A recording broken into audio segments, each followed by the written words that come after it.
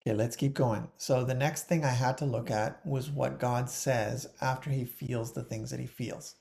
Because I was reading and I found something that I thought contradicted the revelation that I'm uncovering. So this happens all the time in discovery where you think something's going to go one way and you're getting proof and evidence and you're going, and all of a sudden you come across another part of the scripture and it like contradicts what you're thinking. So you have to wrestle through this. You can't just keep the evidence that you like and discard the evidence that you don't like. So I had to dive into this one part. Let's go there. Okay, so one of the things I was looking at is what God says. He said, "So the Lord said, I will blot out man, whom I have created from the face of the land." Now, when I saw this, I was like, oh man, God really is intending to destroy them. And that's probably why they translated all these things. But like I've done with all the other verbs, I'm just going to dive in to see what is the definition of this and how is it used in other passages. So I click on it and I click on the number, get my definition, and the definition is here at the top. It says to stroke or to rub, by implication to erase, also to smooth as if with oil, or to like grease something or make fat, also to touch. Um, Another one is to reach to.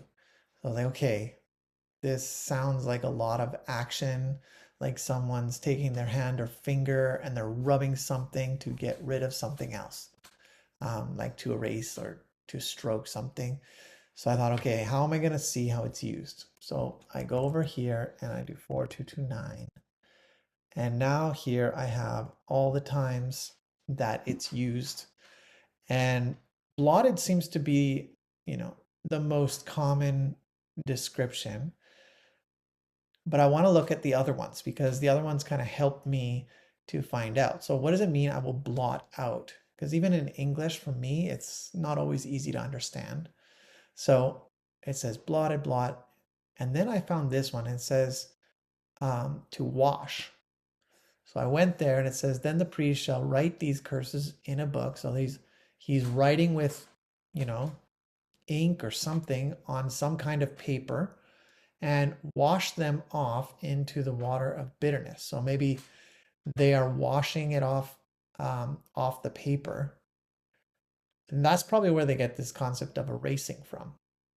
So that was one thing that kind of helped me understand a little bit more. It's like a washing away. The other one is like this one. It says, and I will wipe, that's the verb we're looking at, I will wipe Jerusalem as one wipes a dish, wiping it and turning it upside down. And I was like, hey, that's pretty cool imagery. That helps me understand a lot of what's trying to be described here. As one wipes a dish. That's probably the closest definition we could get to understanding this word. But let's keep going. And we have God wiping away tears. So that'd be like putting a finger and going like that and wiping away the tear. Here we have another one. This one is used blot. Um, but now, if you will forgive their sin, but if not, please blot me out of your book that you have written. But the Lord said to Moses, whoever sinned against me, I will blot out of my book. So here we have that book thing again, where they're writing, but then, I mean, obviously this is God's book, God's probably book of life, with the names of those who are acceptable to him. And so he's saying that he's going to blot it out or erase it basically from a book. So I was thinking about this and I'm like, yes, so on one hand, you are looking at blotting something out, you're getting rid of it, but the purpose behind blotting something out of a book, the purpose behind erasing something off of a page, the purpose of wiping a dish so that it is completely clean is not so that you throw out a clean dish. The idea is that the dish would be able to be used again. The idea is that the paper will be able to be written on again.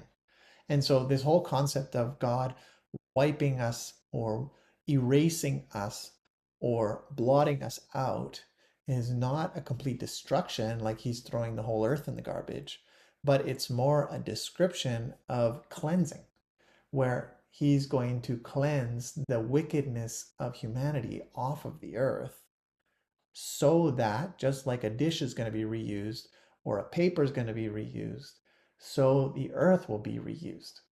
And that for me was similar to what I was learning about God's desire not to get rid of the earth, but to cleanse it. It's already decaying, humanity is decaying, and now God says the end of humanity has come to me. What am I going to do? Well, I'm going to cause it to decay. And the way that I'm going to cause it to decay, or yeah, to participate in that, is through a flood. And that's the way I'm going to blot out, or I'm going to erase, or I'm going to wipe clean, or maybe we could even go as far as saying cleanse the earth so that it can be reused. And maybe that's what we're going to find in the story. So let's keep going.